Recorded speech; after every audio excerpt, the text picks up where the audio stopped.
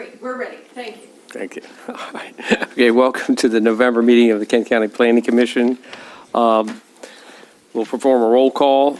Jim Saunders. Here. Ray Strong. Here. Sean Jones. Here. Paul Ruge. Here. Paula Reeder. Here. And I'm here, Francis Hickman, I'm here too. We have the minutes in front of us. Is there any corrections, amendments, or anyone? Well, if not, I'd entertain a motion to approve these for filing. Do we have a second? All in favor? Aye. Thank you. I'll abstain because I wasn't here. Okay, we have an abstention on the minutes. Okay. I'll entertain a motion to go into a public hearing. Second. Oh, I'm sorry. I'd like to make a motion for a public hearing. I'll second. All in favor? Aye. All right, thank you. Our first item is a public hearing for the Wicomico Hunt Club Incorporated zoning text amendment. And this is a recommendation to the county commissioners. The staff going to come forward. It's a recommendation of the county. To the county, to. Mr. Chairman. Okay, yeah. Our legal counsel will read the notice of public hearing. Thank you, Mr. Chairman. This is the notice of the public hearing. Notice of public hearing, Kent County Planning Commission. On Thursday, November 7th, 2024, at 1:30 p.m., the Planning Commission will hold a public hearing in the County Commissioners' Hearing Room, 400 High Street, Chestertown, Maryland, on the following item. Wicomico Hunt Club Incorporated requesting a zoning text amendment to include dog kennels, fox hunting club, as a permitted use on farms in the Resource Conservation District. If you have any questions concerning this application, please contact the department at 410-778-7423. If you need communication assistance, please contact the Maryland Relay Service at mdrelay.org or 711 for voice TDD. And this was published in the Kent County News on October 31st, 2024, and that will be made part of the record of the hearing. Thank you. Carla, what can you tell us about this? So this is a text amendment submitted by the Wicomico Hunt Club to add a new use to the Resource Conservation District, which is also a resource conservation area in the critical area. It would, and to include a definition as to what this new use is, which is dog kennel fox hunting club. Commercial dog kennels are permitted accessory uses on all properties in the agricultural zoning district, and commercial dog kennels are special exceptions in rural character, rural residential, and critical area residential districts. The fox hunting club use is similar but slightly different, and the applicable laws found in Article 12, Section 6 of the Land Use Ordinance, which allows the Planning Commission to make recommendations on text amendments. The Planning Commission should address the public need for the proposed amendment and the extent to which the proposed amendment complies with or deviates from the comprehensive plan and the critical area law. The comprehensive plan, this proposed text amendment is consistent with the comprehensive plan, which has multiple goals and strategies dealing with natural resource-based industries and uses, such as maintaining and strengthening those natural resource and working lands-based industries, enhancing and expanding local-based tourism that is rooted in the unique natural, cultural, and historic features and qualities of Kent County, as well as supporting agriculture as a permanent and preferred land use and promoting Kent County as an agriculturally friendly county. Staff comments. The Resource Conservation District is intended to for agriculture and natural resource-based uses, and this proposed use would expand activities that support those natural resource-based activities. Staff recommends that the proposed use be added as an accessory use instead of a by right permitted use, so we are making some suggested changes from what was the application was for. So staff recommends that it be added as an accessory use in the Resource Conservation District, and that the use be conditioned upon kennels are 200 feet from any side or rear lot line or an existing building, or in an existing building. that waste is properly managed, and that the Fox Hunting Club is a member of the Masters of Foxhound Association of North America. And, of course, these changes will be incorporated into the newly adopted land use ordinance when that does become effective. But it is going through our normal process under the existing regulations now. And staff recommends sending a favorable recommendation as proposed by our suggested amendments, and there's been no correspondence. Thank you, Carla. Is the applicant here? Step forward.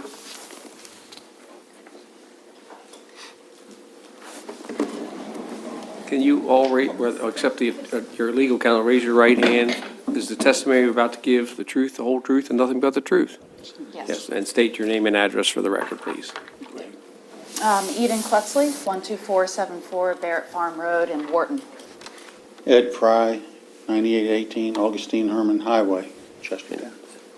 Hello, Genevieve McFarland with Stevens Palmer, counsel on behalf of Wicomico Hunt Club. Thank you.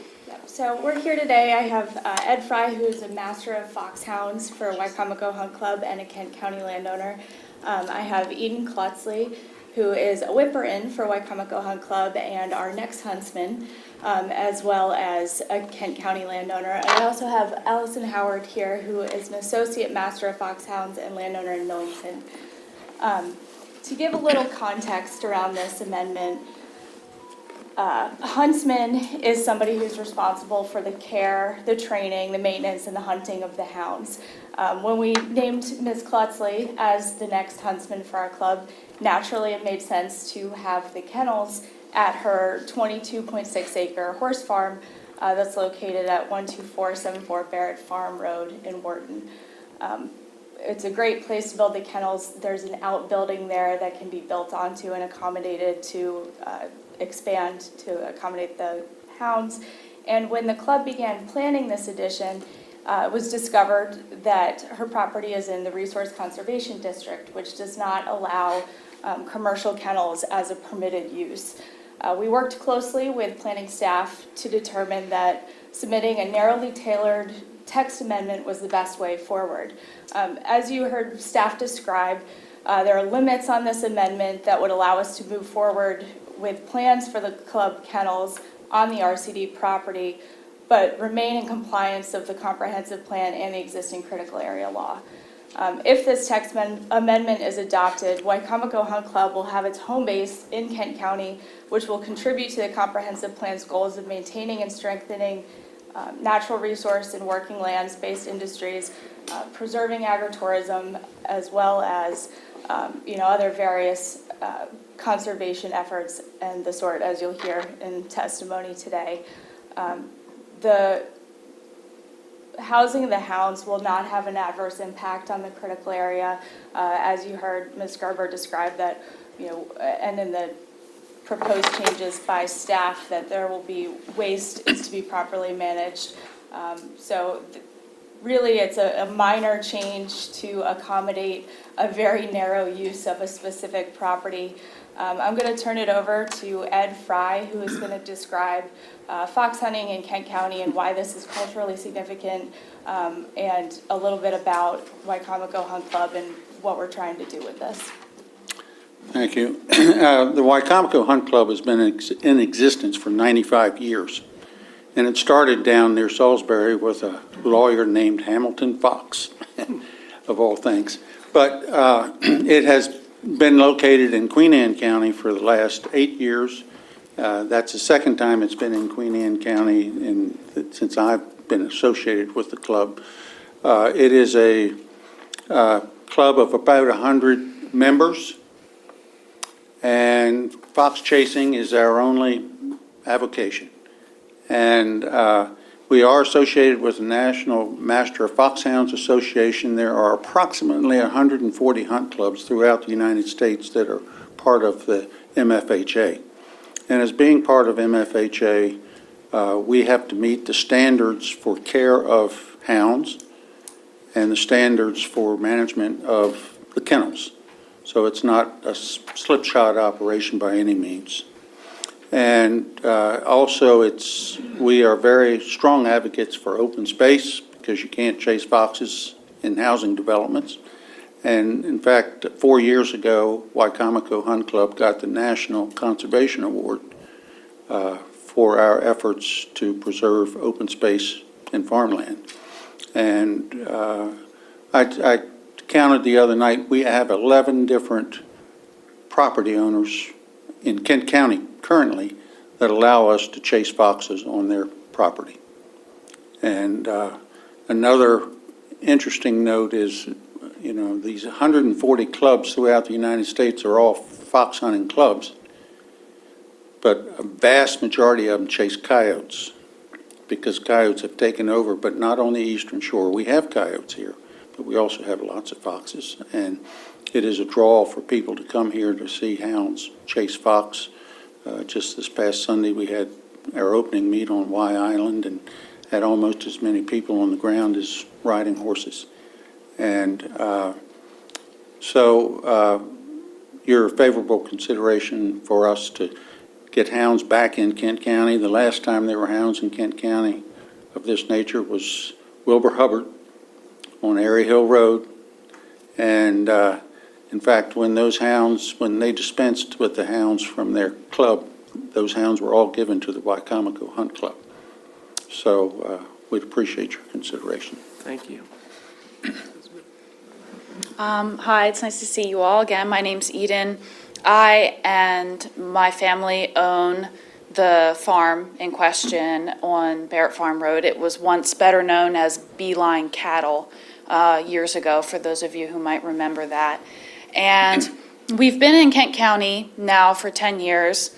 We didn't migrate far. We came from Centerville. So I went to college at Washington College. I graduated in 2017, and I love living here. I love working here and supporting Kent County in any way that I can. I own my own business called EK Farm Services, and I currently manage farmland for property owners mainly in Kent County. So I personally have a lot of passion and investment in the agricultural and farming community here in Kent County, and I am really enthusiastic about being able to support that with this venture. And the building that we're looking at has been there since it was a cattle operation. It's very well maintained. There's already a septic tank that was used in that operation, is sound, and would be in perfect use for waste management in this situation. The fence line that would help contain the required outdoor space is also the same fence line that was there for the cattle. You can still see the fence.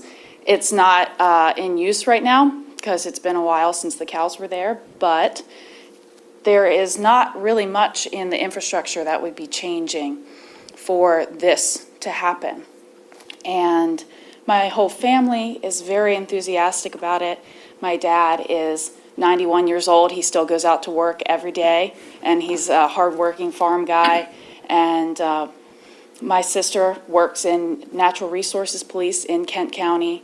And my mom, as you guys know, she's the neck of the farm. She keeps everything going. And I've also spoken to my neighbors, and the neighbor, Miss Joan Crowley, whose property borders the section that this kennel would be placed. I've spoken to her. She's very supportive of it. I have a letter of support from her that just says that she's learned all about it. She's supportive, and she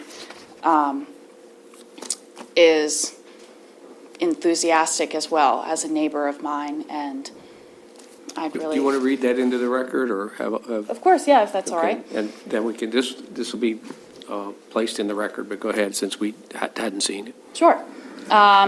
To the Planning Commission, I am writing in support of the text amendment to add dog kennels, fox hunting club as a permitted use on farms in the RCD zone. I own property located at 12528 Barrett Farm Road in Wharton. My property is zoned RCD and adjoins the Klutzley's property with a shared boundary line. The Klutzleys have informed me that they intend to establish kennels for the purpose of housing fox hunting hounds. I fully support the endeavor and the text amendment as submitted. I understand that the setback requirement in the RCD for accessory structures is 25 feet, and I support the current standards. Regards, Joan Crowley. Thank you. Are there questions from the commission to the applicant? Thank you, Beth. Yes. I have a couple of questions for staff. That's fine. When the land ordinance was put together, kennels were not permitted in the RCD area, correct? Was there a reason for that, or was it an oversight? I can't speak to that because I don't remember, wasn't part of any of those discussions. So I really don't know. I'm just wondering why they were excluded from that, given that it's supposed to be nature-friendly and if you read the conserve, protect, and enhance the overall ecological value, so on and so forth. It's a specially designated area for conservation. In the other areas, so you don't know the answer to that question? I don't know why it Okay. was not included in the list of uses. But it was included, commercial kennels were included in, as accessory uses in the agricultural zone, right? Correct. And in a couple other zones. And they are special exceptions in a couple of other districts. All right. So there's a different process for commercial kennels, correct? Than is being proposed here. What is being, what do you mean? So yeah, in the rural character, rural residential and critical area residential, it's a special exception. In the agricultural zoning district, it is a permitted accessory use. Okay. As you look at this application, which presumably houses upwards of 40 or more dogs, correct? Am I correct? I believe it's between 30 and 40 is the. Okay, and it's a breeding operation as well as a housing operation and a training operation, correct? Correct. And the only fox hunting club that is approved by the Delmarva fox hunting, foxhounds, whatever, It's by national organization. by the national, there's only one on the eastern shore, correct? That's correct. And that happens to be Wycomico, okay, which is domiciled in Queen Anne's County. Correct. Okay. Why would the staff not suggest that this property owner go through the same process as any commercial kennel for approval? So commercial kennels are an accessory use in AZD.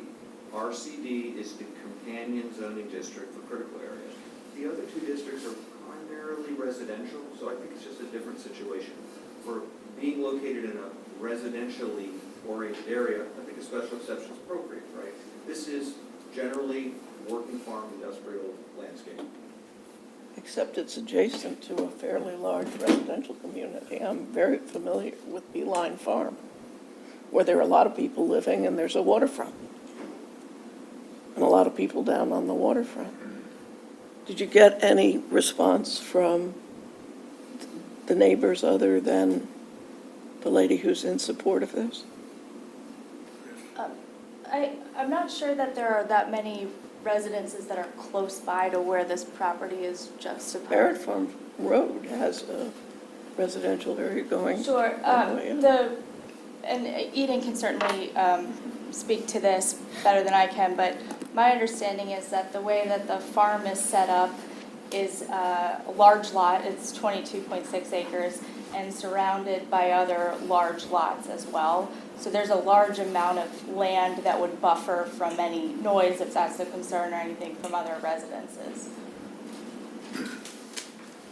I'm not sure I agree, but given the layout.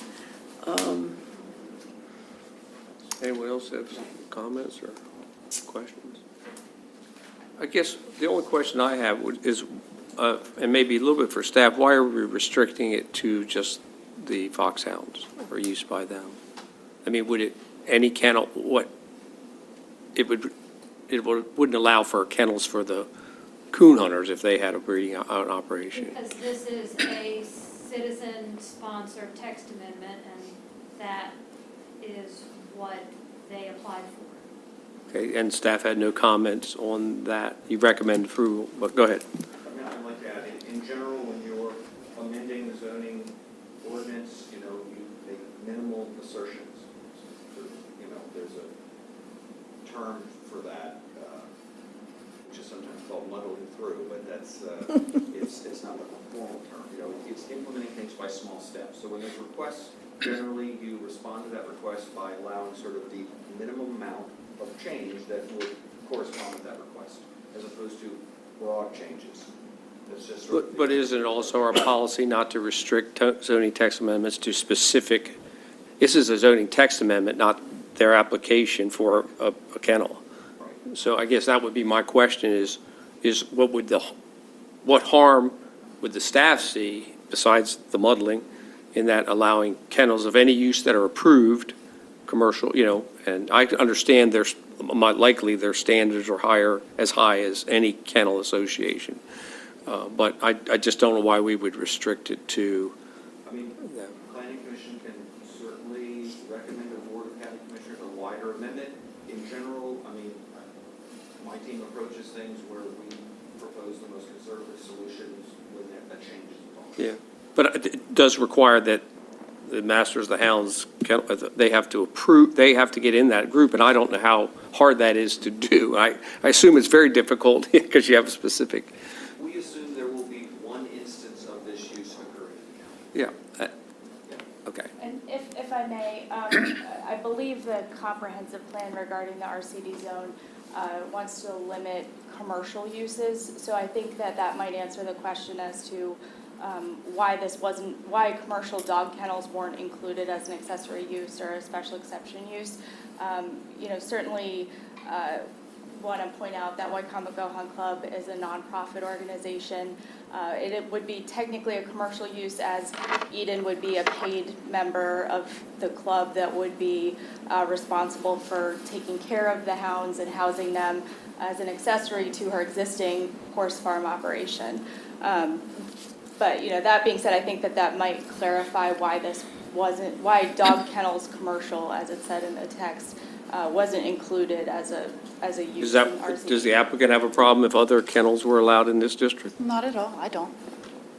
So I just don't see, I think love it's dogs. exclusionary, and I don't think you should be viewed that way, as, you're doing a great thing, but I don't think it should be, I think it's going to be, has restrictions, and I just think that having to join an organization as part of a text amendment, as a part of an application is pretty onerous. You have to join a private organization to get approval beside your setbacks. It just seems like not something we should be involved in. Right, I understand that. I think that the thought behind that, and we worked with staff to discuss that, was that the Master Foxhound Association has a standard of care for the kennels and a standard of care for the hounds, and we wanted to make it clear that Wicomico Hunt Club is going to hold this to a very high standard. It's going to be a top-notch organization with waste management taken care of, which obviously in the critical area is probably the largest concern.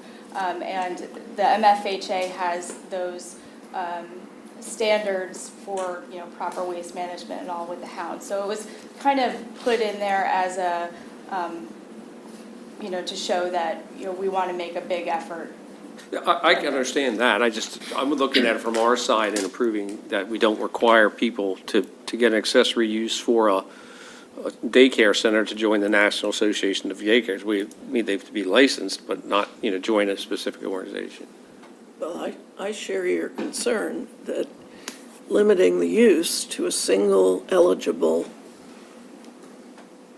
members-only club that's not even domiciled in Kent County is making something exclusive that we normally wouldn't do.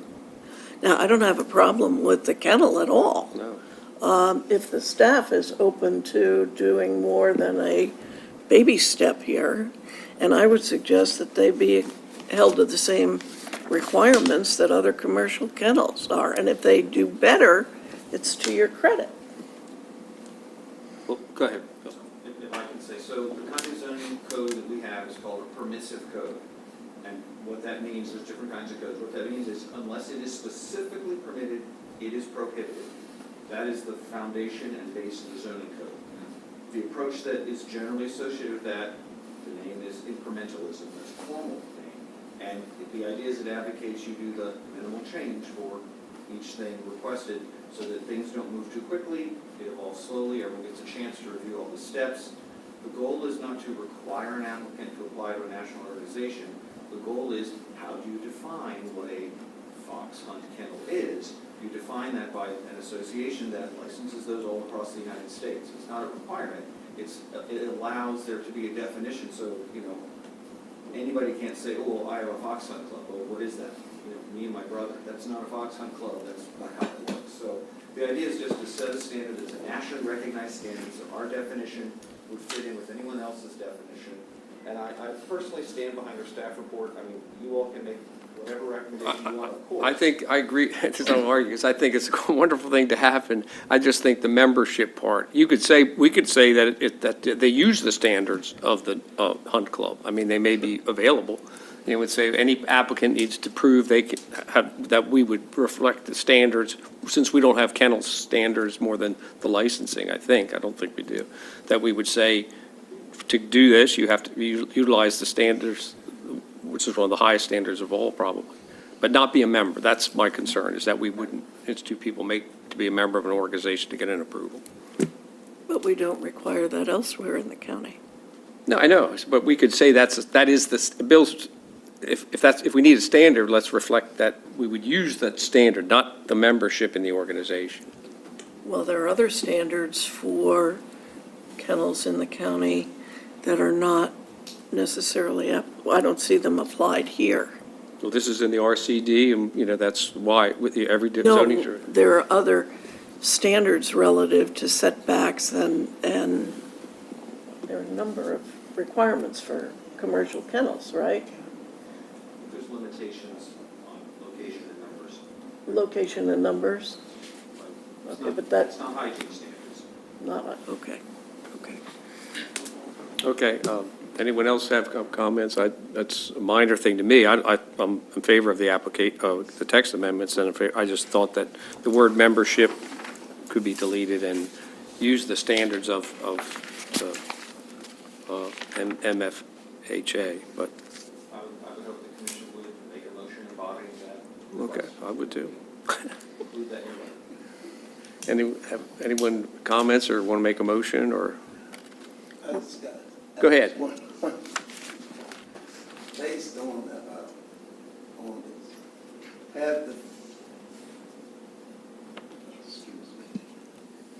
this, had the county ever had fox hunting in King County before? Yes, sir. Huh? We fox hunt in here now. We actually chase foxes on 11 different properties in the county Okay. currently. And Wilbur Hubbard had a kennel on Airy Hill Road for probably 70 years. Okay.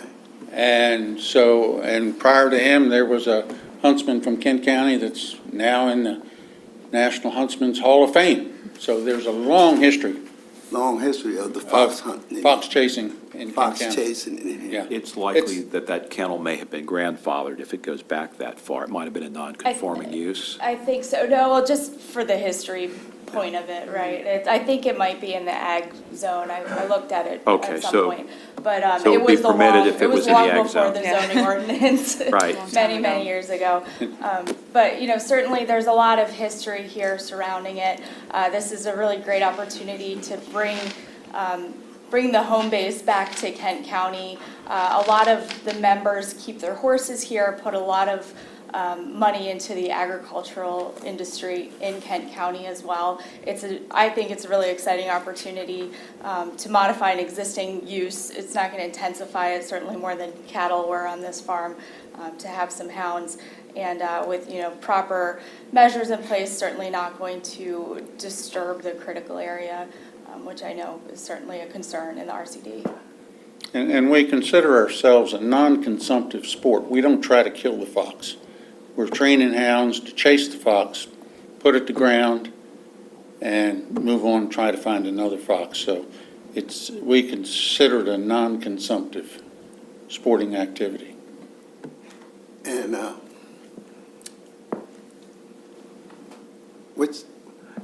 what you say your name was? Eden, Eden. yes. You already got the established kennels, right? They don't have to be built or nothing like that? That's correct, sir. So the building is already there. The only constructing that would occur is just putting separations inside the building for the lodges for the hounds to live. For the house. And on there, you have all of the septic systems and everything for the waste and all this, right? Yes, yeah, luckily. So when Mr. Barrett had his cattle operation there, from what I understand, this building was the packing and processing building. And so they have drains, and there is, I believe, a 1,200-gallon tank with a 750-gallon overflow septic tank that would be pumped out. It's not a drain, it's not a Drain field. drain field. Drain It's field. just a holding tank It's a that holding gets tank. pumped out and, safely taken away. So that's already there, which is really convenient for our use. Are you operating a commercial stable on the property? No, ma'am. Oh, I thought the other lady said you were. Define commercial, just, So Ms. Klutzley has With the her accent. personal horses there, her family horses, some retired horses. And she does have the horses that she uses to ride in the fox hunt that she's a member of the staff of. Okay, so how many horses are on the property? 6. 6.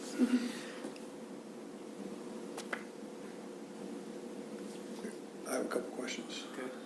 One of the staff, instead of changing the entire zoning law, was there any individual way to address what they want to do? Instead of making a change for the entire county for one request?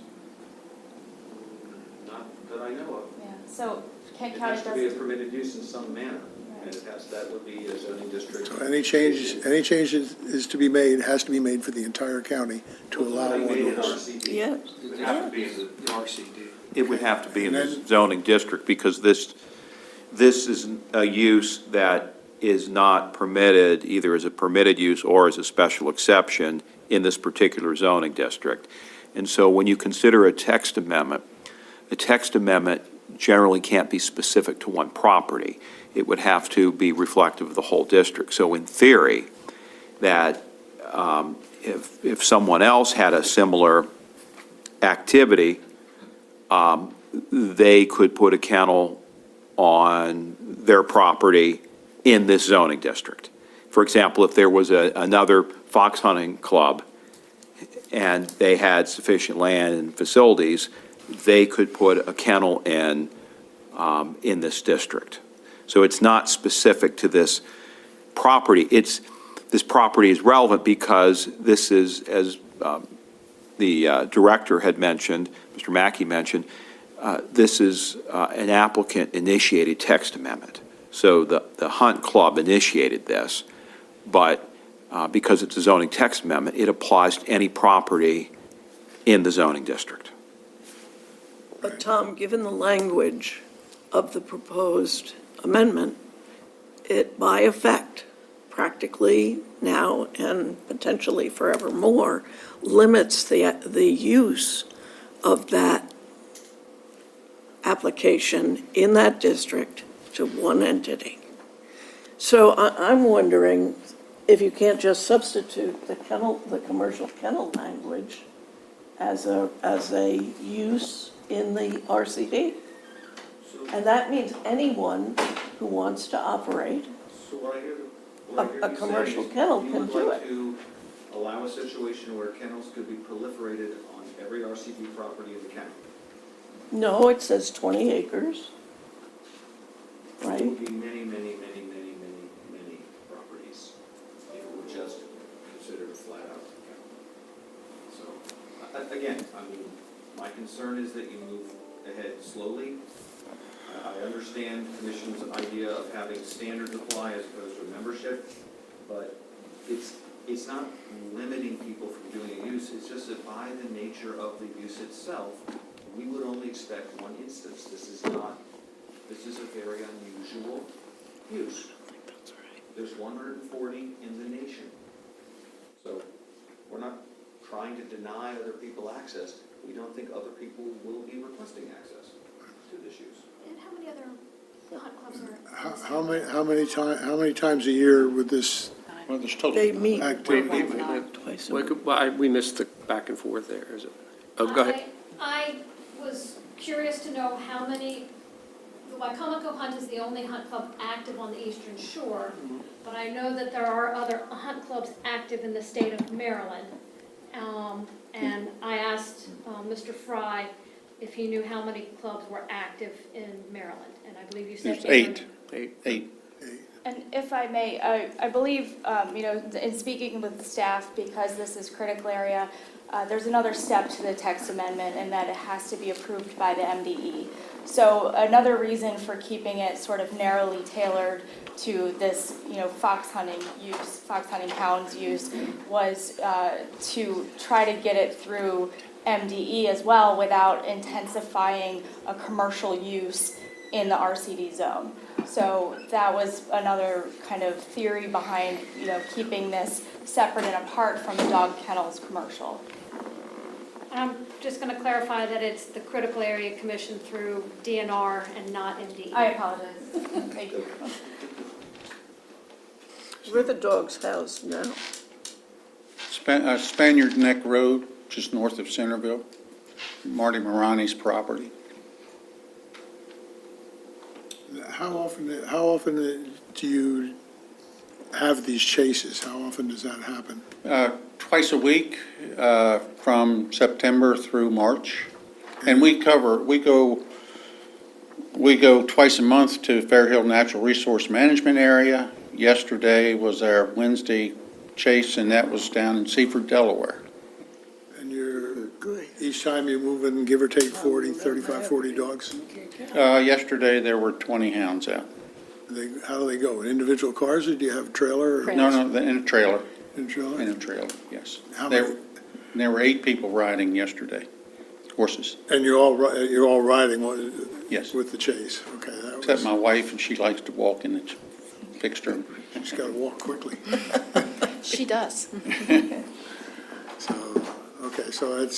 So at any given time, you really don't have let's say, any kind of mass gathering then at where you're going to have the kennels then? No, At any no. given day? Never. This is Almost never, irrespective of the riding. Yeah, well, I'm just trying to get an idea what, And there is an economic impact, whether we're in Queen Anne County or Kent County, but it costs about $7,500 a year to maintain a horse with feed, hay, farrier, veterinary bill.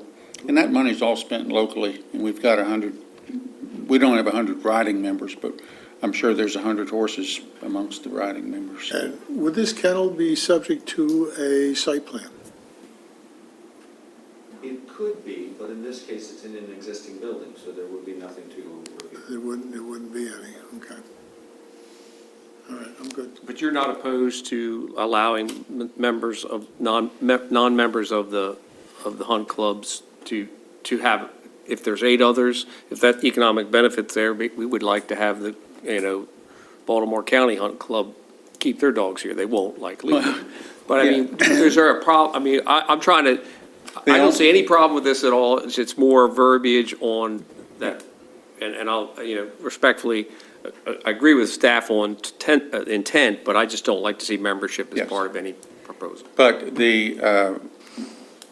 in the Master Foxhounds Association, they have regions, and we have a region, so Yeah, okay. another hunt can't come in here without us granting them permission. And we do grant permission, like to Marlboro Hunt, which is in Prince George's County. They come over, or Anne Arundel County, excuse me, and they come over to Y Island. But there are foxhounds, other people have, there's truck hunters on the Eastern Shore, and they'll get together with 5 trucks and 10 hounds and sit in their trucks and listen to the hounds and hope they come back, I think. Yeah, But mostly. as the applicant, we do not have issue with, opening. All right, well, I'll let staff, I've heard my 2 bits, but whatever, we need to make a recommendation to the county commissioners. Staff has outlined what they see as or the applicant and the staff have given us 4, 5, and 6 to chew on.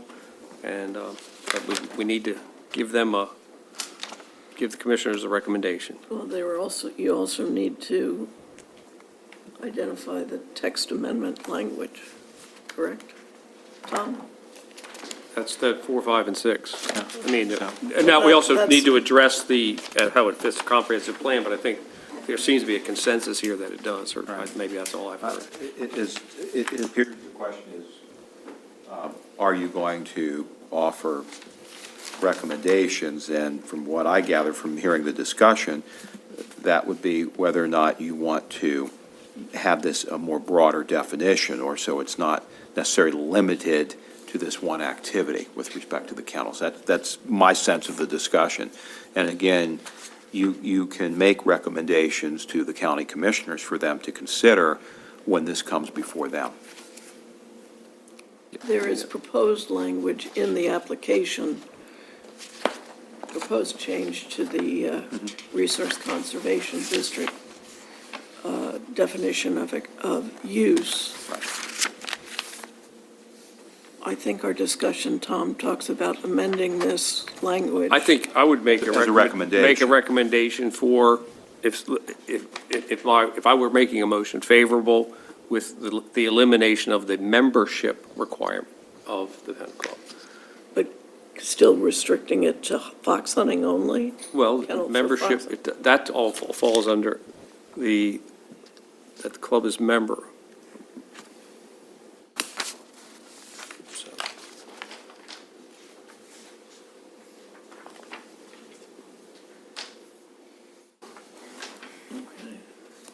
So it just eliminates 6? Eliminate the membership. yeah, if we've, with the many dogs, if they have to have a nutrient manager, or handle the nutrients, that would be handled by the health department, which would have to require anyway. It has to be a part of their application for occupancy, right? So what you're looking at is deleting the requirement that the Fox Hunting Club is a member of the Masters of Foxhounds Association of North America. That's what I'm advocating, but only one. Other than that, I think it's wonderful. I think it couldn't be, couldn't see a problem with it at all.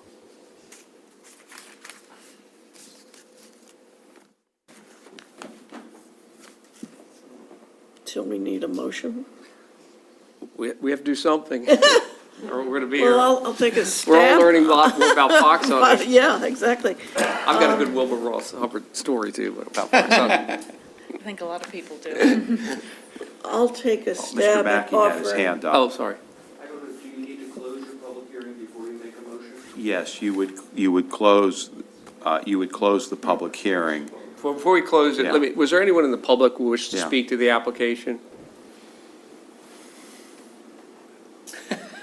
Online, I guess. I don't have, doesn't look like Do we have anyone's anyone on. online? If there's anyone online. Okay, take a motion, Close entertain a the public motion hearing. to close the public hearing.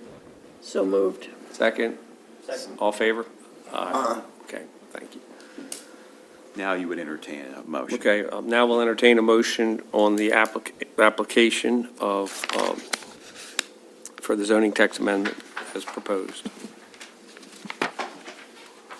I'm going to offer a motion. I move that we issue a favorable recommendation to the commissioners to amend the land use ordinance of Kent County as it pertains to the resource conservation districts to permit dog kennels on properties of 20 acres or more, provided the kennels are 200 feet from any side or rear lot line or located in an existing building, that there is provision made for proper management of waste disposal,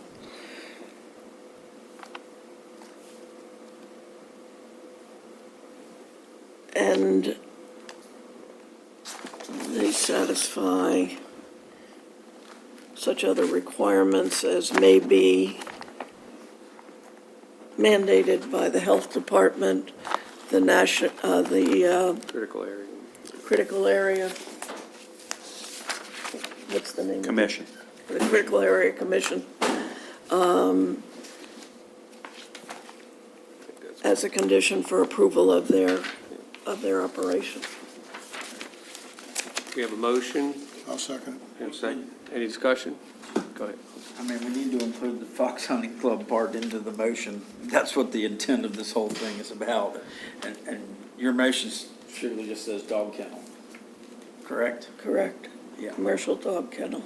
I'm broadening it to enable non-fox hunting kennels that meet the criteria in this zoning district. Because the practical matter, as we said before, is that there's only one, and it's at the moment, it's an exclusive membership-only club. And I think we ought to provide our residents with more latitude. So this is the discussion. Do you wish to, are you okay with? I mean, I would prefer to amend it back to more to the original intent of it so that it is more specific and that we don't open up every RCD property of 20 acres or more for 30 dog kennels. And I don't think that's the intent here, but by the motion that you've put forward, that's what's going to happen. We allow that in the ag district now. We do, in the ag district and the RCD And how many district are very kennels do we different. have in Kent County? They're two different districts.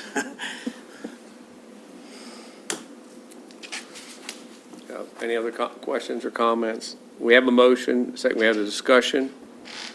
If Sean's thoughts of maintaining fox hunting, but then not membership in the Master Hounds, you could still, that could be a second motion if that's what we want, which it does limit it more, maybe more to what the staff intent was to limit that. But, so we have a motion, a second. I'll call the question. In favor of the motion, Paula Reeder. Aye. Paul Ruge. Aye. Sean Jones. No. Ray. No. Jim. Yes. And I'll vote no. So we have 3-3. We have a Motion- choice. The motion would fail. Fail. Now you can, if you want to make your motion, that would be, Correct. I'll offer up a motion to send a favorable recommendation to the county commissioners to amend Article 5 of the district regulations to allow dog kennel fox hunting clubs on farms in the Resource Conservation District, and also amend Article 11, which would read as follows: dog kennels, fox hunting clubs, keeping of hounds owned by a fox hunting club for the purpose of participating in the sport of fox chasing, breeding of hounds to perpetuate the sport of fox chasing, and training the hounds for the sport of fox chasing. In addition to making sure that the kennels also have a 200-foot from the side or rear lot line and are in an existing building, and that the waste is managed properly. It's found that this is in sync with the comprehensive plan and supporting natural and cultural historic features of Kent County. we have a motion, you have a second? Second. You have a second. Any discussion? I'll call the question. In favor, or yea or nay, Jim Saunders? Yay. Ray? Yay. Sean? Yes. Paul? Yeah. Paula? Yes. And I'll vote with the affirmative. So we'll send favorable recommendations to the county commissioners and hopefully get the hounds here soon. Thank you. Thank you very much. Thank you. Making sausage is ugly sometimes. Ross Hubbard came to my our farm 50 years ago, and he's right. My mother was a nurse, and she had her nurse's white uniform was on the line because she didn't have it, and she went out to get it in her slip. And he rode by and doffed his hat and said, "Madam, I am so sorry I offended you." And he topped and rode on. There's lots of stories about Wilbur. Yeah. That was fun. Thank you. Yeah, thank you all. Our next application is KNR, Convenience Store Deli, a major site plan preliminary review, and this is a planning commission decision. Paula, you're right back in there. I'm sorry? Carla. Carla. Paula. So I went that way, yeah. Sorry. Who's on first, yes. I got it. Okay. KNR is requesting preliminary site plan approval for the convenience store and deli there in the village of Wharton. The application is consistent with the permitted uses. The application, the site plan does now include an ice chest and propane cage that are located on the sidewalk in front of the building. The Planning Commission will need to approve the outdoor sales area. The proposed building meets the setback requirements for the environmental standards. The project is exempt from forest conservation, and stormwater management and sediment control plans are under review.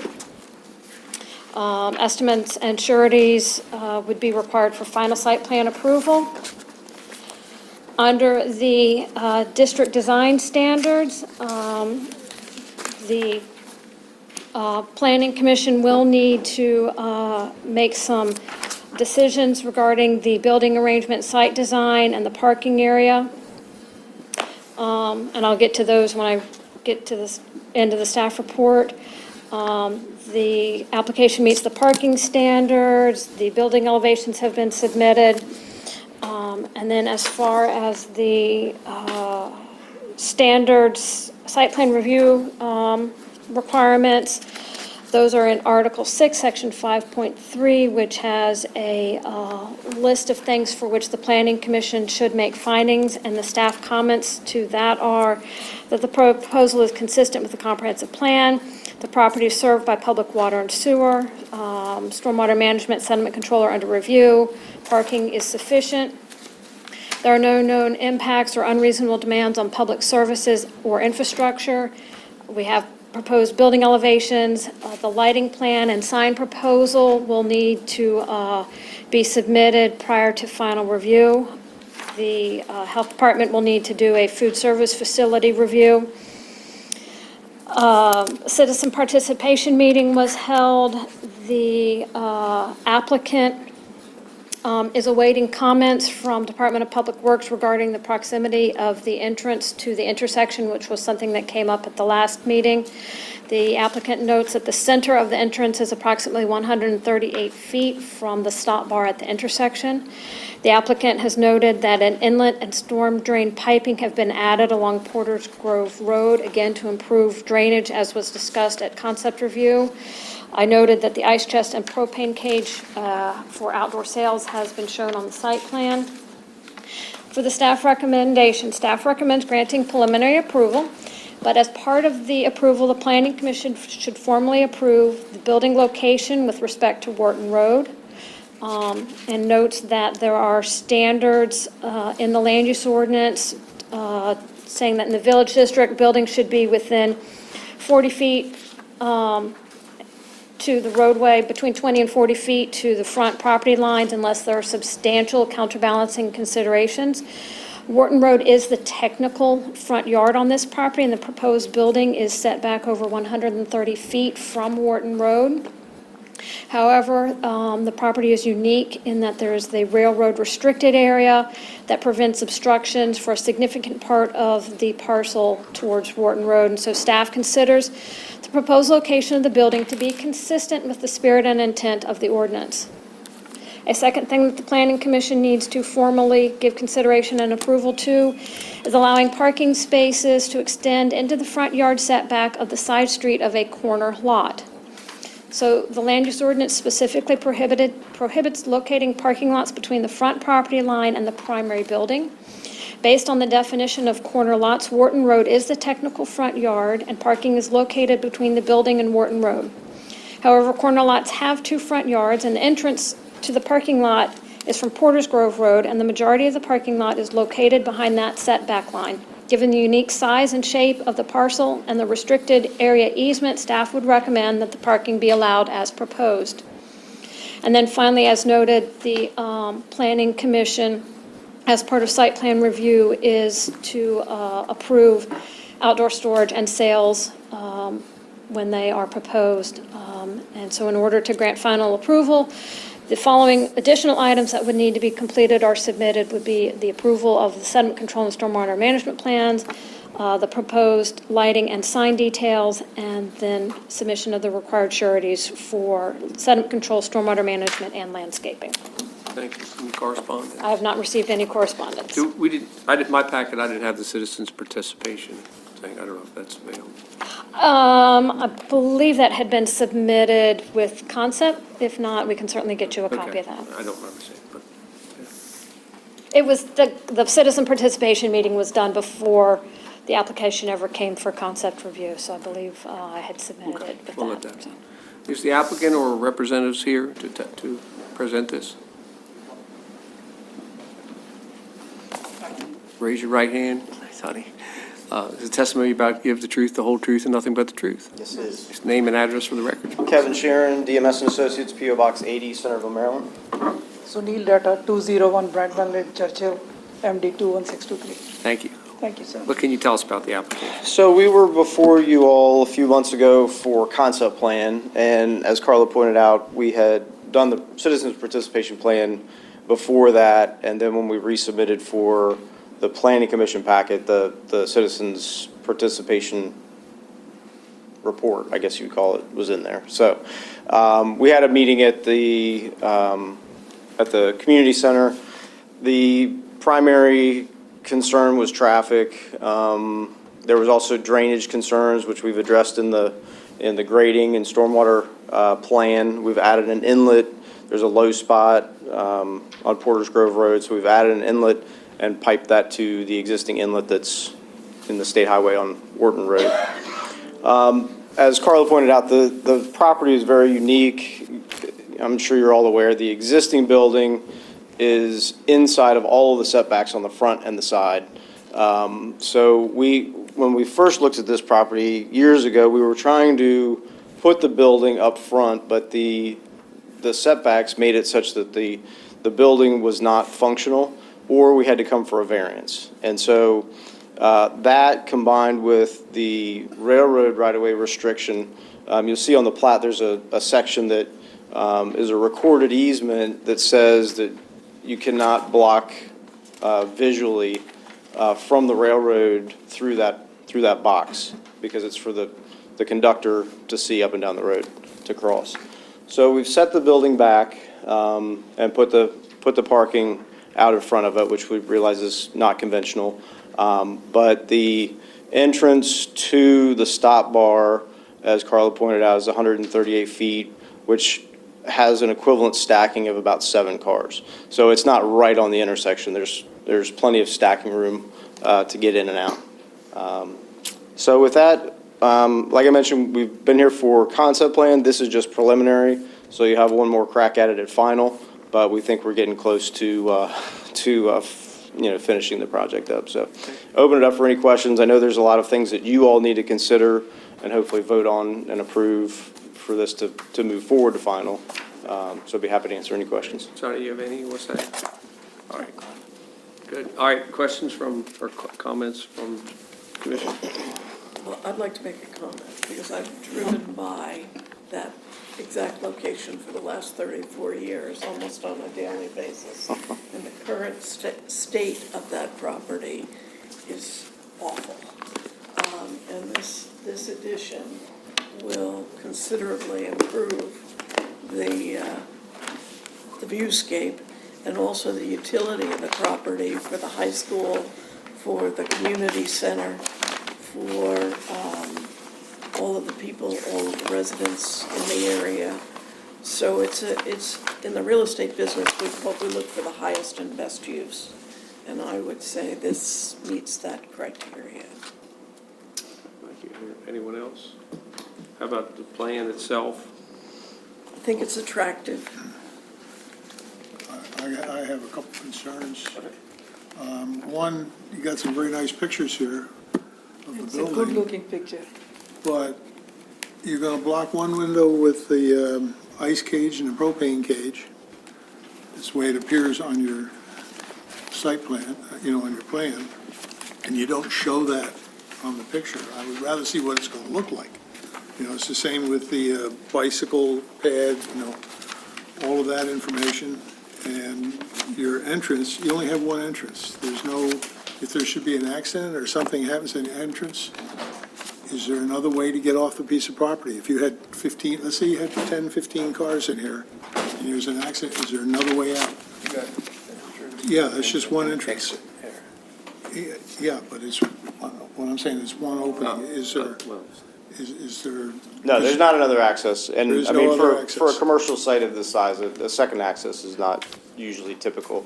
I mean, if we were doing a 100-lot subdivision, we would certainly want to have a second means of access, but for 15, 20 parking spaces, the accident will be cleared, and they can go on their way. And, because the other reason too is there's no, it goes back to what we talked about before with delivery trucks. I mean, you've gotten rid of any parking on the road out there, but if you have a delivery truck pull in, how does it turn around? Well, it'll likely come after hours, and we got rid of the loading, unloading on the street because the planning commission didn't care for that, and so Right. we removed that. And that was one of them. Yeah, and we reconfigured the parking lot a little bit to push some of the parking spaces away from the building so that there is a little more room out front for the delivery trucks. It's not anticipated that we're going to get tractor trailers because they just don't have that many shelves to stock. It'll be smaller box trucks. You have your beer, your soda, they all run those 12 2,500 12 square row. feet, it's small. Yeah. It's what? I'm sorry? It's a small store. Yeah. I mean, I don't disagree with that. I'm not saying I'm against it. There's just some things that I have concern with, the one entrance. Yeah, there's really no other spot for a second entrance, 'cause the only other place would be out on Wharton Road, and that certainly is too close to the intersection. I'm just saying for an emergency. I mean, it's just. Yeah, I don't foresee that being Some an egress issue. type area. And also too, when you turn in and out, if you got the trucks turned in and out, is that, you've got them rounded, is that similar like what you have in are you proposing something like what you would have on a roundabout? Say down by Royal Farms where you have the concrete that's up into the circle of ways so trucks can get in and out? No, we typically just put a fillet at the entrance so that it's not a 90-degree and everybody's running over the grass. Right, So we yeah, no, usually- 9-degree wouldn't work. No, we usually put agree with that rounded Just fillet. regular curbing, no? Yes, yeah. Well, actually, there is no curbing. It would just be pavement. That was my question. Yeah. There's no curbing there? There's no curbing. So, and behind the parking, what happens on the Porter's Grove side, which I guess would be an exit here, going to Wharton Road? That's grass with That's no grass. curb. Correct. And then what happens behind those parking spots? Where after their paved parking ends, what's there? Is there grass there? Does that go right to the road? There's a row, if you look at the landscape sheet, L1, there's a row of shrubs on the back side of the parking spaces between the parking space and Porter's Grove Road to provide a visual separation. And then each of the spaces also has a concrete parking bumper. Yeah, I understand that. I didn't see it. Right. Okay. There's also, too, your building shows 5 parking spots. On the plan, you got 3 parking spots. Well, the building image is just for what the building itself is going to look like. We didn't render the site. That was just to depict what the. Trying to get a picture of what the site will look like. I mean, you can build a nice building and make it, I'm sorry, it wouldn't look so good. I'll be careful what I say. When you get done putting all that stuff in front of it, including the trash, the trash bin and whatever, as long as it's nicely fenced off, so it looks halfway decent. What I'm trying to do is try to make it look halfway, Sure. make it look very No, presentable your for point the about community. the propane and the ice chest is a good one. I mean, we have to, first of all, get permission from the planning commission that can be an outdoor sales area. And we can move that around so that it's not in front of a window or pick a different spot along the building. I mean, that would be a good thought, because, I look, obviously live here in town, I go to Highs, you go to different convenience stores, you got, they have those cages and everything out in front. You're trying to make something that looks very nice, and then you're putting all the stuff in front of it. Right. No, understood. We can take a look at it, moving that around. That's all, what's on the plan, they should, to me, they should be equal. What you're looking at should be what the picture's portraying, and it's not. You have to look at the plan closely and try to see what that building would be. I mean, it looks nice in the picture. I don't disagree. But when you start putting other stuff around it, it gets a little ugly. Other questions or comments? I got a question. Where you plan on putting that building is right across from Dollar General, Correct. right? We got a lot of traffic that's going in use of Dollar General right today. And when you put that building where that old building is, right? That's what you're talking about. That's the Correct. site. Right. And that site, from looking at that, is below grade level of that road, Right. correct? Yes. So when somebody come out of there, they gotta come up out of that driveway this way, up top, to see what's coming both ways, correct? Coming, Porter's Grove roadside. so on the Porter's Grove Road side, Dollar General sits up higher. But on the other side of Porter's Grove Road, where this site is, this will basically be level with Porter's Grove Road. Oh, okay. Yeah. I must be looking at the wrong building. You thinking of the building that was, the antique building? Yes, on the That's same, next to the post Post office, office. on the other side of the tracks, right. All right, you looking at that building? Yeah, that one that you're talking about is. Is down. Yeah, it is much lower. All right. You put that, okay, I'm trying to get my bearings right. Looking at this thing. Okay. So if you were going down Wharton Road. I know where and you you're get to at. Porter's Grove, you would turn left on Porter's Grove and then turn left again to get into this site. Right. We had problems with Porter's Road. You're gonna use Porter's Road to come out. Yes. Right. That's something. Because when they built that Dollar General, we didn't allow Dollar General to go around there and use Porter's Road at all. Well, probably because that site sits so much higher than Porter's Grove Road. They had made that site to go around that building and go into Porter's Road and come out also. Is that right? Yes. Yeah. But Well, they also have a little bit more separation from their entrance on Wharton Road to Porter's Grove Road, whereas this site is so small Yes. that we're basically right at the intersection, so. Yeah, you're right at that Yeah, so intersection. State Highway, who controls Wharton Road, they would never give us an access there. Okay, you're right at that, the railroad. Yeah, between the railroad and Porter's Grove Road, so there's not much. Oh, my God. Yeah, there's not much room there. Yeah, that's the railroad. Standpoint, I don't know where they could get an entrance in there. I don't think Right. so. Yeah, You can't get it in there. right. Any other comments, questions? Just one more, just out of curiosity, is there any concern with the state, Why would they or want to build? whoever takes care of work on Woodland Convenience store Road, there. for signage? You already for got 'cause Dollar General. I'm just, I envision a lot of kids eventually coming down, and I hope they do, because that's customers for you.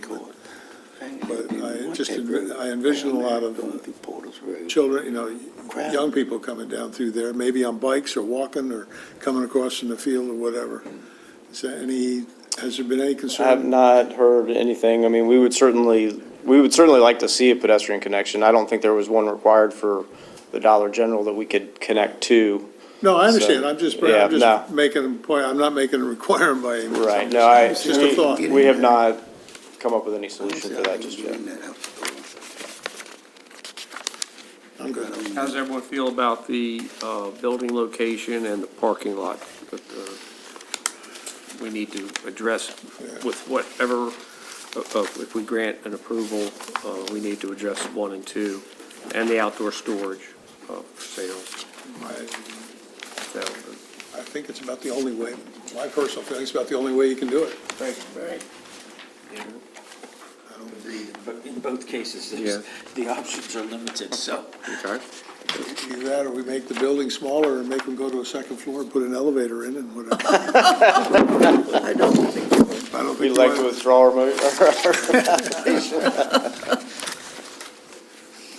Other than that, yeah, that's, realistically, I don't see where it can change. Is there anyone in the audience who wishes to speak to this application? Anyone online? I don't think there is, but, okay. Anything else you'd like to say, Kevin or Sonny? No, I think we're good as long as we get clear direction on what we need to bring back for final. I'm sorry, but just one other question. In the pond out front, are you gonna have plantings in there or what? Yes. Yeah, it'll be a bioretention area that'll be planted. But, and one more question on that, the entrance with the no curb, is there any reason you don't want a curb there? I mean, we could do curb at the entrance. We just weren't anticipating doing curb for the whole parking lot. But I we could- understand that, because you use the set, my concern is just people, Running off the road. driving into Yeah. the grass, and you We end up with could, mud we all- could do the curbed entrance. I would think that application. would be more attractive too, but also slow people down from Right. some, I'd hope, and what you're gonna see, and you can't help that, is people that have a trailer, they're gonna be on the road probably, but that's Right. not your problem, but if they do wanna come in there, they'll be cutting, at least they'll have a delineation on it. Right, define it a little better. That's fine. That would be my only concern there. Do we wanna give this applicant some direction and with a motion? And this, yeah. I move that we grant preliminary approval to the site plan prepared for KNR Inc. We grant that approval based on the fact that the proposal is consistent with the comprehensive plan. The property is served by public water and sewer. The number of parking spaces meets the minimum required, and there are no known impacts or unreasonable demands on public services and infrastructure. The lighting plan is in the process of being developed and will be submitted as a part of final review.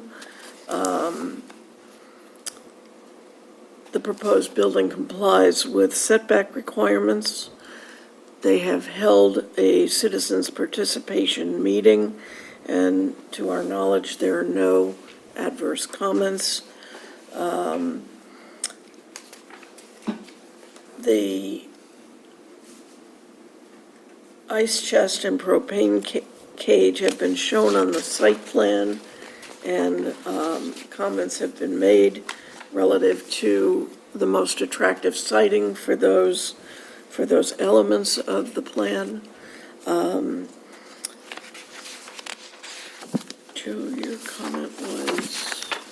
Recommend they consider putting curbing at the entrance and egress. All right, so final approval will be contingent on the submission of a stormwater management and erosion and settlement control plan, which are currently under review. The lighting, the plan review for food service facility has been obtained from and approved by the Kent County Health Department.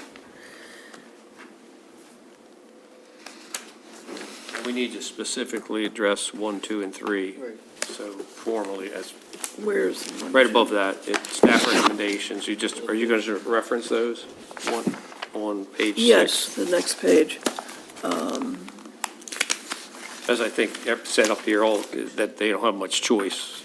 But for 1, 2, 3, I think you had addressed that they consider more attractive location. But I would just reference 1 and 2, I think. But we need to approve the outdoor Yeah, storage. yeah. That has already been.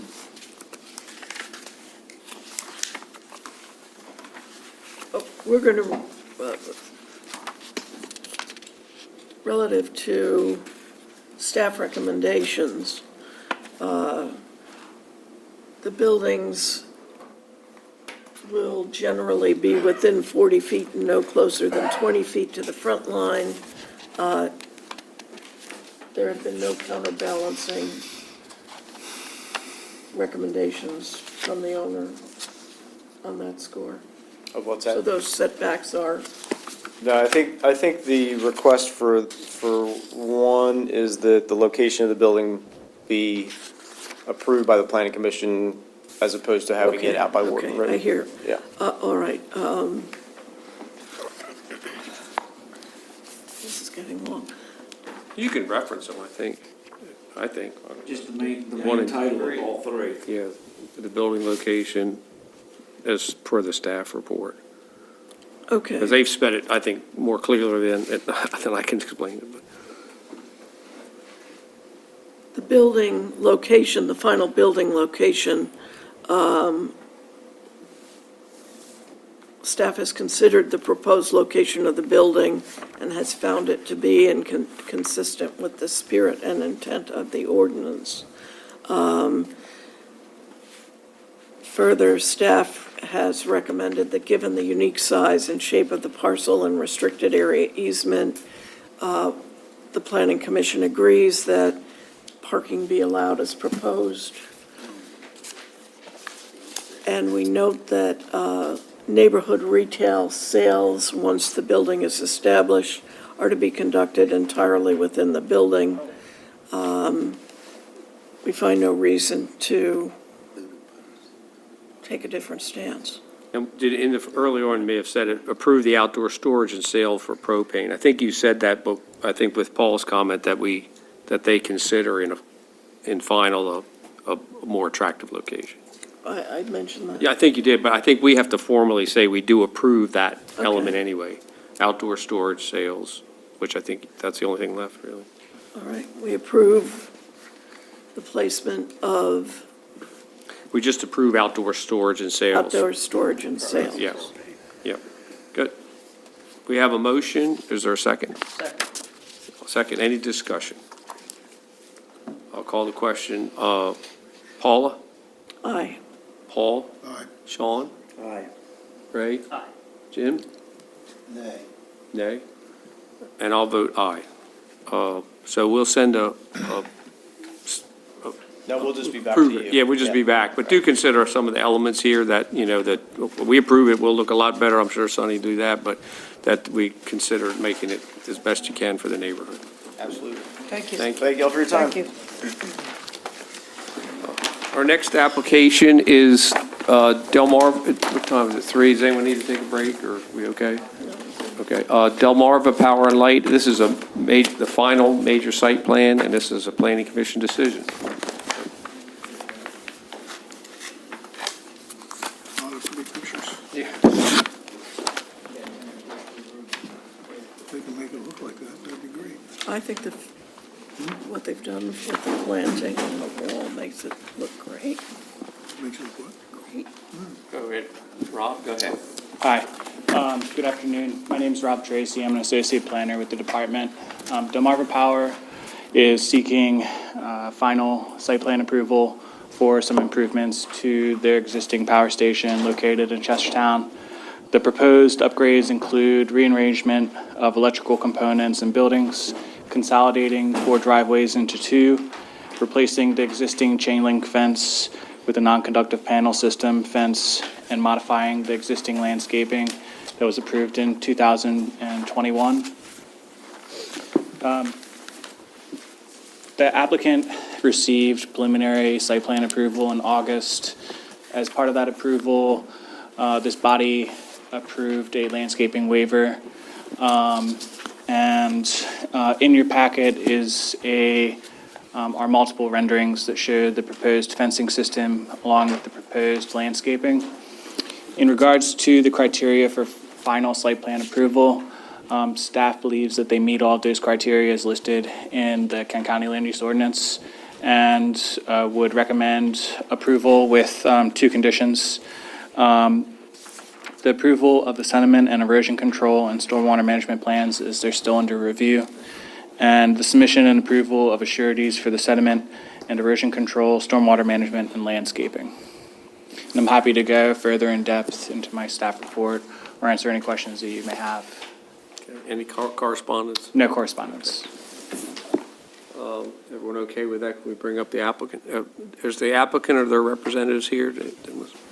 Step forward, please.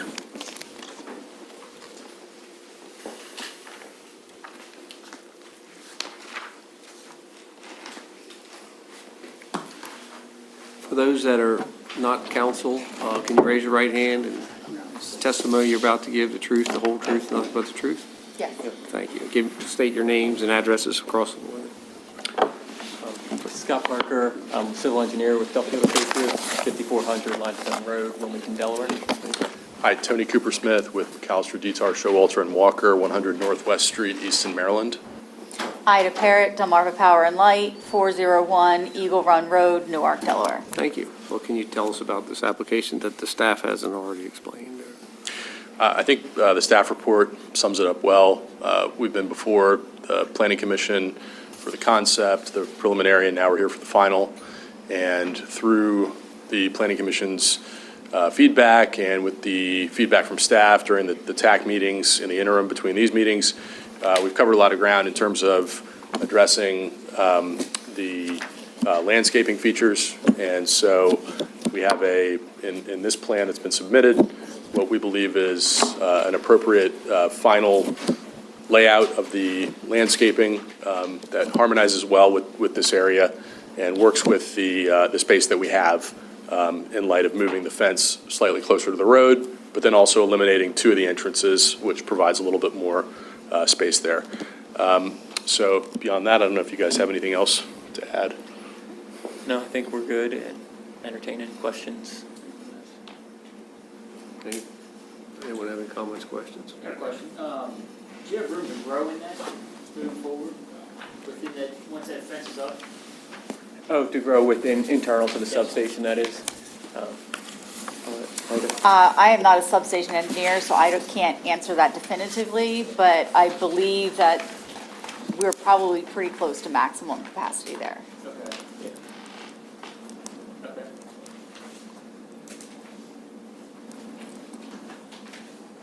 And that is considering the additional Correct. use from the solar field. Correct. Okay.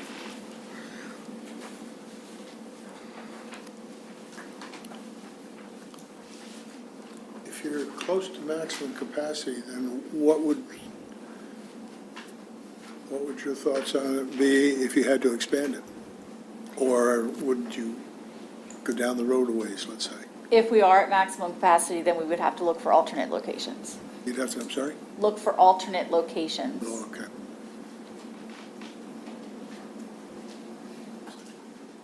So essentially what we see is what we're going to get, and it won't get any bigger.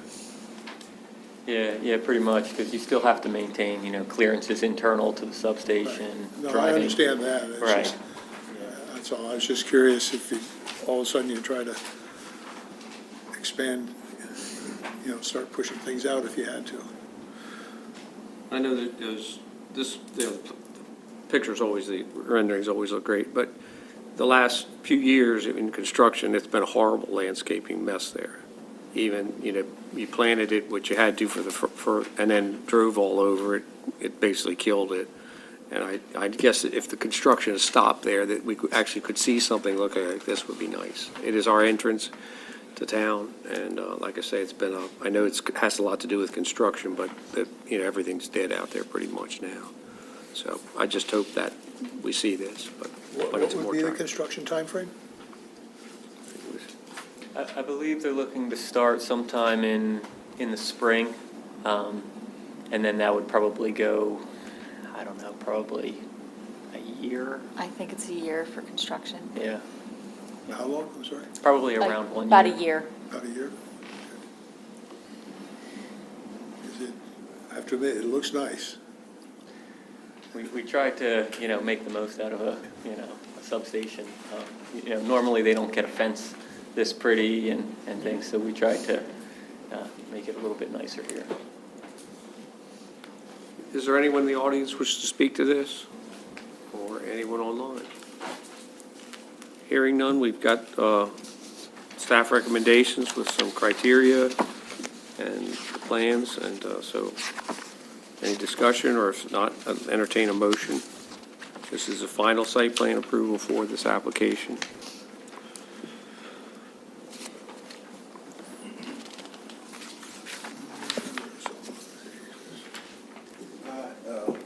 Approval there, substation site.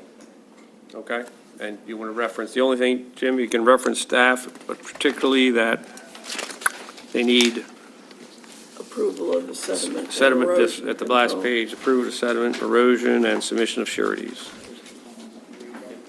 Yeah, that last, Yeah, approval of the sediment and erosion control and stormwater management plans, submission and approval of the shores for sediment and erosion control, stormwater management and landscape. thank you. Do I have a second? Second.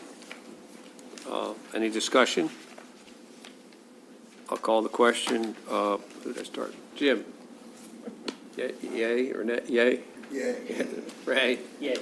Sean? Yes. Paul? Aye. Paula? Yay. And I'll vote with the affirmative. So appreciate you getting that. Thank you very much. I hope it looks this pretty when you finish. A year from now. Thank you. They obviously said you would, so we'll, maybe in a year, we go out there and have a party. Not next to that electric. We'll have, assuming they do everything they say, we'll have the best looking Yeah, substation. yeah, could be. Our next application That'd be a is shocking thing, but Sheila Beth Vanderwerp and Frank Joseph Lamont. They're looking for a variance, a side yard setback and buffer variance, and this is a recommendation of the Board of Appeals. Thank you, Mark. Good afternoon. My name is Mark Harper, and I am an associate planner with the county. As is mentioned, the applicants are requesting a 5.3-foot variance from the 15-foot side yard setback, and also a buffer for expansion of an existing home within the 100-foot, a variance for advancement or expansion of existing home in 100-foot buffer. In regards to the side yard setback, there's an existing detached garage. The intent is to attach to that garage, thus to make it the principal structure and be in violation of setback requirement. In that attachment of the main dwelling to the garage, they will include development within the buffer. They also wish to add an extra bedroom, master bedroom, onto that particular site. The result of this is that there will be a 416 square foot increased disturbance, permanent disturbance within the buffer, and there would be a 32 square foot of increase in lot coverage outside of the buffer. Development within the buffer with the variance does require a 3-to-1 mitigation. An increase in lot coverage outside of the buffer requires a 1-to-1 mitigation. So the required minimum plantings within the buffer would be 1,280 square feet for this activity. In regards to the requirements for the standards for a variance, they're listed as part of this report. Our comments, if I may go directly to that, are as follows. The Kent County Health Department has no objections to this application. SHA has no issues or concerns with the county approval. The proposal is consistent with the comprehensive plan. Other dwellings in the area non-conforming with current side yard and buffer regulations, and is not anticipated that the proposed variance will create an adverse impact to the character of the neighborhood. The home was constructed prior to the adoption of the critical area program, and much of the structure is within the 100-foot buffer.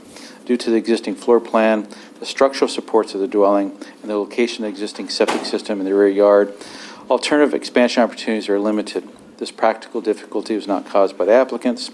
The proposed activity will include updating components to meet modern energy efficiency requirements, an upgrade of electrical services, and renovations designed for aging in place. There are no known adverse impacts to water quality, fish, wildlife, or plant habitat that would be caused by the proposed variance. The Critical Area Commission has reviewed this application. They have no objections to it and stated that the mitigation would be, as I had mentioned before, 3-to-1 for any increase in the buffer and 1-to-1 for any increase in lot coverage outside of the buffer. Therefore, staff does recommend forwarding a favorable recommendation to the Board of Appeals for approval of the requested variance with the following condition, that submission and approval of buffer management plan be provided. Thank you. Any correspondence? No correspondence. Thank you. Is the applicant or their? One question Oh, for, yeah, go ahead. is there a time frame for completing the buffer management plan implementation? It would certainly be required before the permit could be issued. Before the permit? would Before a be permit could be an issued for the occupancy construction. permit. I'm sorry? An occupancy permit? No, for the building permit. Oh, okay. Yeah, so that would have to accompany that application at the latest. We might receive it soon. It could be part of the application presented to the Board of Appeals. We just haven't received it as of yet. Thank you. Okay, thank you. Yeah, come on up, Tammy. Come on.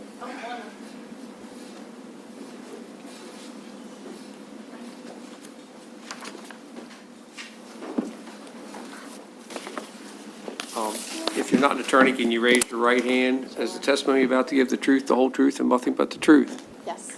Give your statement. Good. Thank you. State your name and address for our records. Thank you. Tammy Bryce, P.O. Box 217, Chestertown, Maryland. Frank Lamont, 29303 Glencoe Road, Kennedyville. Thank you. What can you tell us about this application? I can tell you that I had my clients come to me and they wanted to make some modifications to their house. Couple things they wanted to do was the house currently has steel windows. It is currently brick exterior, brick interior. It's very cold, does not meet any energy codes, limited amount of insulation to the house. They have a unique situation where the garage is where, it's such a small house that has the garage that is separated, has a washer and dryer over there, and additional guest bedroom. So it's really strange that they have to actually exit their house in the weather and do their laundry and come back. So what they hired me to do was to see if there was any way possible, because they do want to age in place, could I make some, expansion to the house without totally transforming it? The restrictions that I came up against was the house, although it's 2.35 acres, is that it is on such a ravine that I have a limited amount of space that I can add on to the house or do anything to the home. I also up against the fact that we have a septic area and we also have a septic reserve area. So with all of that in mind, I came up with a plan where I could, as opposed to making this, trying to make this a really larger project than it should be, was try to connect to an existing structure with the garage, where the garage is, so I could connect the two. So that way we could connect them, they would have a bedroom, and I could add on to a reasonable sized bedroom that would have easy wheelchair accessibility and all of that, so that they could, remain in the house without leaving it. Thank you. I don't know whether Frank wants to add anything to that. We are getting a little older, and we're one-floor people at this point in our lives, so. Yeah, the And second story was overwintering the last several years has been interesting, to say the least, so. Yeah, it's cold That's in the all. house. When I go there, I'm wearing a jacket in the winter. It's kind of crazy. Anyone have questions for the applicant? Go ahead. Your construction proposes to add 2 separate additions onto the existing house, is that Correct, I have limited space, so I was to go to the right and to connect. That way I could simplify the construction, but yet give them what they needed within somewhat constraints that I have to work with. So we're asking for a variance to do what we could do. Getting to the laundry is hard for my wife. She's getting a new hip in a week, so I can't drive her over there anymore. I thought she was going to say, she says, it's hard for me, you do the laundry. She already has. Now, you already had a bat system, so you already had done that? And it obviously handles the size increase? Yes, because we are, at the end of this, we're still only going to, right now I have 2 bedrooms, but we are adding a bedroom, hopefully, in case that, just in case they have to have somebody come in the house, a nurse or somebody at some point. Keeping our fingers crossed not. Okay. You gonna add a bath also, or? We currently have actually, there's a bath and a half bath. There's a bathroom in the garage area already. So there's already a bedroom and a full bath that has a shower and a toilet on the existing plans, as you can see. And so we are going to end up with 2 bathrooms, as we started with 2 bathrooms.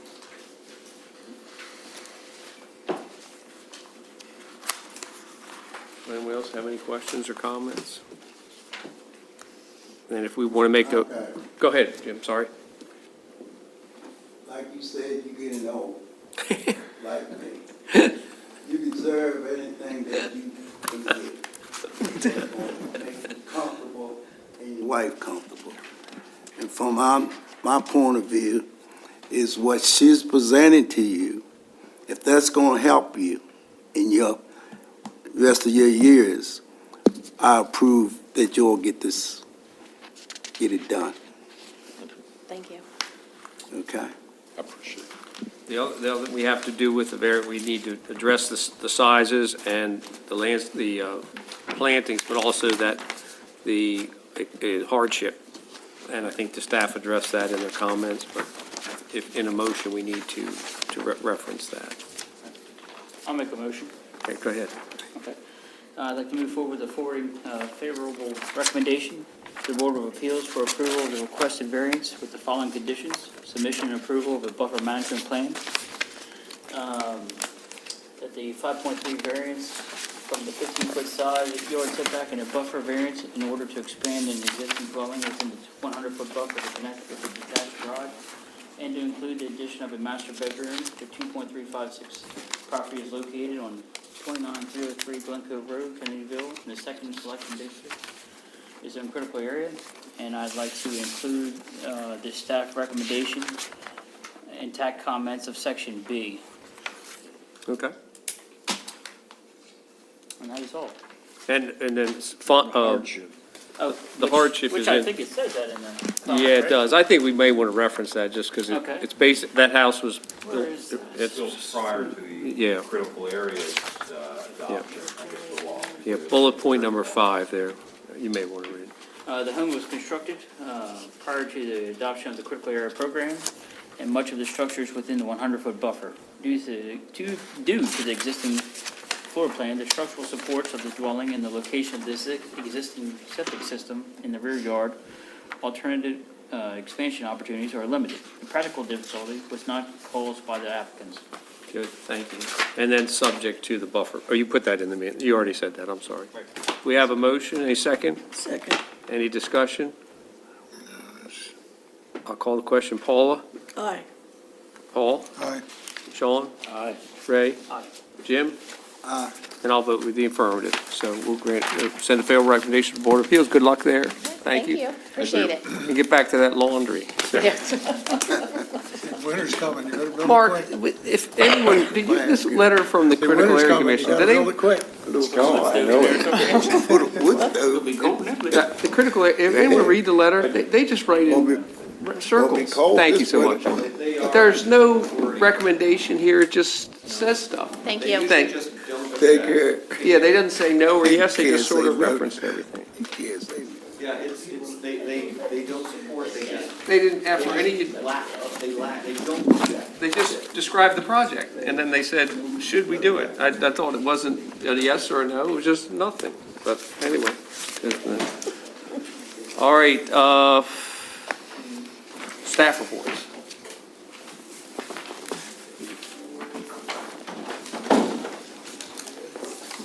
Three very brief things. I just want to let you all know that Morgnex Solar is coming to TAC, and therefore we are expecting them to be here in December. They want to be here in December, so they're going to work really hard to do everything they're told. Can't promise you that, but that's some expectation on that. Russ Richardson's urban design firm, LRC, would like to make a presentation. Spoke with Chair, so they're going to come and just present about the overall Millington project. You all have seen Everton in specific. They just want to give you sort of a general update of where they are on the different aspects of the project. Because it's sort of a coalition of property owners. They're working on a wastewater treatment plant. They're working on designs. So I think he just wants to come forward and let you know what his thoughts are on what they're doing right now, just as a general information item. Nothing to approve. It's not a review item, just sort of an informational. So. Thank you. And then, last but not least, I will be enjoying when I go home tonight with my cup of tea, and I'll sit down and say, "Dear Diary, today I was more conservative than the Planning Commission." So, that was kind of fun. So, I like those dialogues. So, good for you. I'm glad you are able to make your own recommendations and do what you want. So, we advise, you do the do. So, thank you. Carla? Rob? Mark? It's okay. Here, if you want to share. I would just add that we've also received the preliminary site plan application for TAC review for Mason Solar. So they might be coming for December as well. Okay. Holiday meeting. Any update on, what? Sounds like. What? Sounds like. Yeah, I'm trying, drawing a blank. I had it in my head. Okay, I'll remember. What other issues do we have? Oh, the land use ordinance, that's what I wanted to know about. Not a project, that's a bigger than a specific project. To sort of bring it home for the last adoption round, I would like to have the land use ordinance and the zoning map tied together so they're adopted on the same day, so there isn't a zoning code without a map and all that when we get to the final stretch. Carla has been working on many fronts with the Critical Area Commission to get growth allocation included in our policy in a way that they like. There's multiple meetings on that, and basically it's getting the Critical Area Commission to agree to all the things that we've put forth, to agree with how we're handling it, and then once we get there, all thumbs up on both documents, then it'll get reintroduced and go to county commissioners with those changes that the critical area have recommended. I actually was not planning on bringing it back to you because really none of these things are subjective. I mean, we have to do these things, so it's just, it's going to be minor. I mean, I certainly can, and we can have an informational, but, it's just tweaks based on what the Critical Area Commission would like us to change. And all of those, I think, are fairly, would you say minor? Technical? Yes. Okay. A guarded yes. Well, She's I know more that conservative it's a than you lot of work. Yeah, she's more, there we go. So, but yeah, and so I'm hoping that happens in January, that we're actually introducing it and going through the last round, so. And that's commissioners hold a hearing? Mm-hmm, yep. And then they adopt or whatever? Right. So, and theoretically, if the Critical Area Commission had no comments whatsoever and there were no changes to make, then we wouldn't have to do that because we've already adopted it, pending their approval. But because there's things that they want to see changed, then we have to go through the process again. So, but that's a good question. Yeah. You're welcome. Bill? Yes, ma'am. Out of curiosity, what is the status of Great Oak Manor's proposal, I guess, to the appeals board now, right? The Board of Appeals granted the special exception, and with, Thank you. I believe, the conditions as suggested, or as were in your recommendation, the one dealing with the road maintenance agreement was that they show sort of some documentation that they are negotiating in good faith to come towards an agreement for road maintenance, but that it would not be a requirement that they actually reach agreement. Right. The concern was if you required an agreement, you would be ordering somebody who was a non-party to the proceeding to do something, because in order for there to be an agreement, you have to have a meeting of the minds of not only the applicant, but also of the neighboring property owners. So to do something that was enforceable and what was within the purview of the board, the applicant was required to negotiate in good faith with the property owners to arrive at an agreement. But the approval is not contingent upon there actually being an agreement, because the board has no control over what the neighboring property owners do. And so they will be looking to come for preliminary site plan approval, maybe in January or February. Final site plan approval can't be granted until they can complete the lot line adjustment, because they actually don't have 15 acres yet. They own 3 parcels, but it's not, lot line adjustment has not been approved because one of the parcels requires wet weather testing for a septic reserve area. And so they want to keep moving, but they also recognize that they have to deal with the health department. Will we And have a wet weather is January? It's generally February and March. If we have one. Yeah, really. So, But no, seriously, yeah, the yeah. health department, they call They- that on what the water table is, and it's down pretty far right now. Kevin, Sharon reached out to me to kind of discuss what those next steps would be. And like I said, I know that they would like to move forward with being able to get preliminary, and then final would probably have to wait until they can resolve their other issues, so. Thank you. Thank you. Anything else up here? I got one question, Bill, and you can tell me if I'm out of line or not, because this deals with something we did today, but the store up in Wharton and signs. I missed it myself. Is there do we have a sign ordinance, and do we have a requirement? Yeah. And shouldn't they also address that in the site plan? They are not required to. We always recommend that they do that, but people do come back sometimes afterwards. I mean, where it's located should be on the site plan, but not what we don't regulate content. So we have had folks that sign is sort of later on. We don't regulate the content, but we can regulate the size. Yeah, size and location. And location. Yeah. And if they want to go after any of the sign bonus They do have to sizes, come to planning that does commission. have to come to the planning commission. So yes, they will have sign details for final approval. Because they want to go after the bonus? I have no idea, but Okay. they will provide sign details for final review. And actually with that site, probably, big thing would be location as well as, Absolutely. okay. All righty. Just curious, And- I forgot to mention it. And I think that SHA will also have to approve that sign location, because most likely it will be up along Wharton Road, which is a state highway. So, Dollar General is on the building. is on the building, right. That's what I thought. No, they have a sign outside, freestanding. Yep, they do, because we approved it. We changed our ordinance for that sign. Wow. The one that's freestanding out in front. Okay. And, which will block the road now, but now it'll be troublesome for safety, but for people coming out of Portage Road. It's up on the hill, Carl, it's right there. All right, if nothing else, entertain a motion to adjourn. So moved. All in favor?